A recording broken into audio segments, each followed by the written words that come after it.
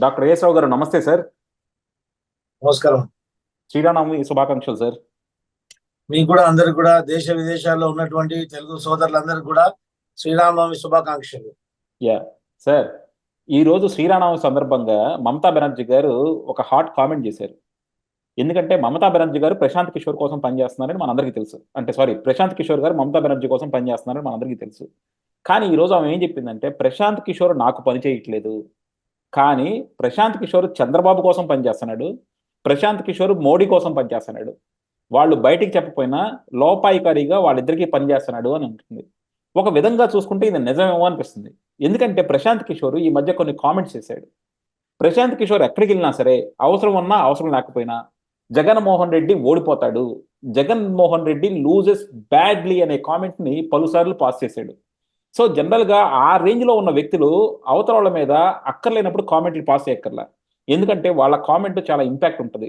So సమాజాన్ని influence చేస్తుంది కాబట్టి ఏదో ఒక అవసరం లేకపోతే ఆ కామెంట్లు పాస్ చేయరు. ఇంకోటి, ఎక్కడికి వెళ్ళినా సరే రాహుల్ గాంధీని మాత్రం దారుణంగా తిడతా ఉన్నాడు, బీజేపీని మాత్రం పొగుడుతా ఉన్నాడు. అండ్ బీజేపీకి చాలా క్లియర్గా చెప్తున్నాడు, బీజేపీ చాలా స్ట్రాంగ్ మ్యాండేట్ వస్తుంది, మళ్ళీ బీజేపీని గవర్నమెంట్ ఫామ్ చేస్తుందని చెప్పి ప్రతిసారి ఊదర కొడతా ఉన్నాడు. సో ఇవన్నీ చూస్తూ ఉంటే నిజంగా చంద్రబాబు గారితోనూ మోడీ గారితోనూ ప్రశాంత్ కిషోర్కి లోపాయికారి ఒప్పందం మీద కుదిరినట్టుంది అనిపిస్తుంది. మమతా బెనర్జీ మాటలు నిజమేమో అనిపిస్తున్నాయి. ఏమంటారు సార్? శ్రీకాంత్ గారు, దేశవ్యాప్తంగా మమతా బెనర్జీకి ఒక పేరుంది, బిన్ పేందేగా లోటా. అంటే the part with improper base bit అనమాట.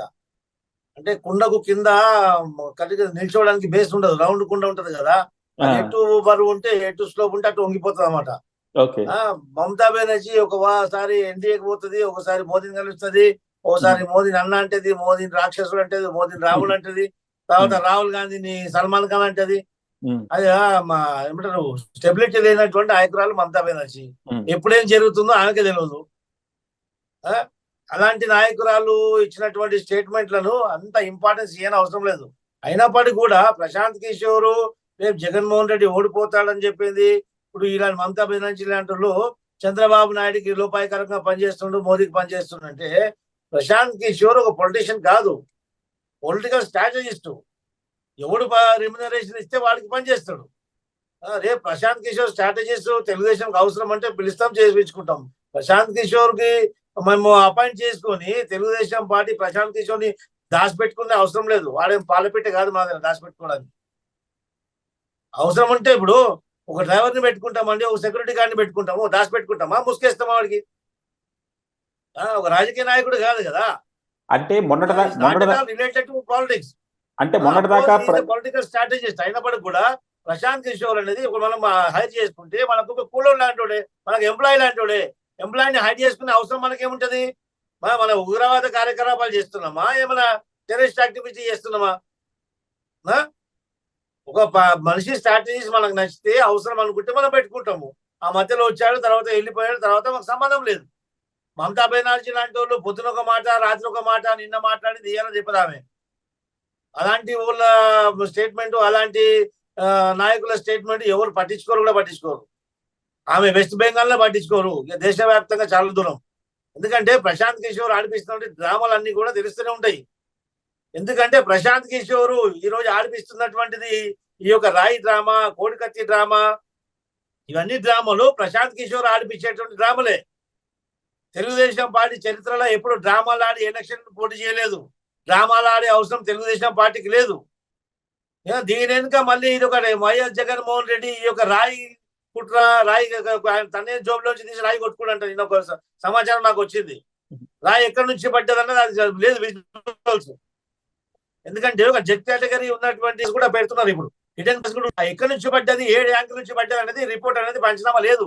ఇప్పుడు నేను కూడా ఒక రాయి తీసుకుంటానండి, ఇలా రాయి తీసుకుంటాను ఇట్లా పట్టుకొని, ఇట్లా అంటా నేను. ఆ కెమెరాలో ఏం కనిపిస్తుంది, అరే ఎవడు కొట్టిన అనుకుంటుంది, నేనే కొట్టుకోవచ్చు కదా. ఇప్పుడు దగ్గర నుంచి విసరలేదు రాయి, దూరం నుంచి విసిరాడు. దూరం నుంచి అంత గురి చూసి కన్ను పైన పడుతుందా? అది సాధ్యమా చెప్పండి. నేను కూడా జగన్మోహన్ రెడ్డికి పట్టిన తర్వాత నేను కూడా కొన్ని రాళ్ళు తీసుకుని కుక్కని పిల్లలు కొట్టడానికి ట్రై చేసిన, దేనికి తగ్గట్లేదు. అసలు నాకెట్లా తగిలిందో మరి అర్థం కాదు. మరి జెడ్ ప్లస్ కేటగిరీ ఉంటే అట్లీస్ట్ ఒక 100 మీటర్స్ వరకు అయితే వాళ్ళ నిఘా ఉంటది. అందరూ కొడితే మాత్రం అంత కదా. ఇంటెలిజెన్స్ వాళ్ళు తర్వాత ఇంకోటి ఏంటంటే ఈ పర్సనల్ సెక్యూరిటీ గార్డ్ లో ఖచ్చితంగా 360 degrees 100 meters వరకు ఖచ్చితంగా ఈగల్ అయితే వాచ్ చేస్తుంటారు కళ్ళు అద్దాలు పెట్టుకొని. అలాంటి సమయంలో 100 meters దూరంలో ఉన్నోడు కొట్టడం సాధ్యమా? కేవలం గురుజీసి కొట్టాలంటే కేవలం 20 మీటర్లు 10 మీటర్లు మాక్సిమం 25 మీటర్లు అంత కొట్టే అలవాటు ఉంటే ఇట్లా 25 మీటర్ల దూరం చూడడానికి కొడితే ఈజీగా పట్టుకోవచ్చు కదండి.